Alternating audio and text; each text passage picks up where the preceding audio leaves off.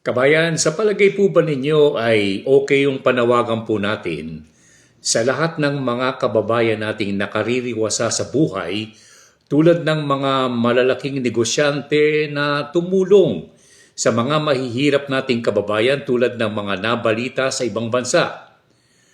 President, CEO, mga may-ari ng mga kumpanya, nagbigay ng bilyong dolyar sa mga mahihirap sa kanilang lugar, sa mga charity organizations at mga proyektong pangkalusugan para gamitin sa research o pagsasaliksik sa iba't ibang uri ng mga sakit kagaya ng cancer.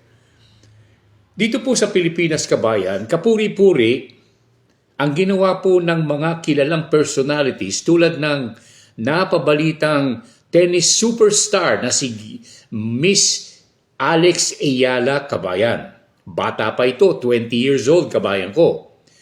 At bagamat sa kanyang young age, kabayan, nais niyang tulungan at ibigay ang bahagi ng kanyang prize money para po sa mga mahihirap nating mga kababayan at makapagtayo ng kani-kanilang mga tahanan sa isang lugar. Kung di ako nagkakamali, sa Quezon City, kabayan ko.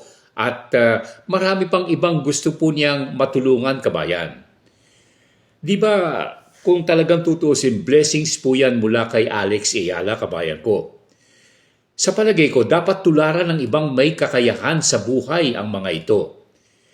Di lamang yang malaman natin na sa buhay niya, kabayan ko, ay nakatutulong siya, bagamat siya po ay batang-bata pa. Alam po ninyo, kabayan, bukod sa rito, nabalitaan po niya na yung dati niyang pulot boy, kabayan, nung siya ay nagsasanay pa ng tennis, dinalaw niya at binigyan di umano ng tulong sa buhay, kabayan, at tuwang-tuwa ang nasabing Ginoo. Medyo edad na, senior, kabayan. Alam po ninyo, yung pulot boy, kagaya po ng naging trabaho nung maliliit pa kami, yan po ang pumupulot ng mga bola ng tennis, kabayan, at iniipon at pagkatapos ibinibigay na muli sa mga naglalaro. Ang tawag diyan, pulot boy, kabayan. Sana, kabayan, marami pang Alex Ayala sa mga Filipino. Bilyonaryo, milyonaryong mga Pilipino, nasa inyo ang mga kasagutan sa mga panawagang ating pong binibitawan sa ating pong post na ito, kabayan. Alam po ninyo, kabayan ko, habang tayo ay nasa mundong ito, ibahagi natin, nawa ho, ang mga biyayang ipinahiram lamang sa atin ng Panginoong lumikha. Siya po lahat ang lumikha ng mga ito. At tayo'y naging bahagi ng kanyang mga blessings, kabayan.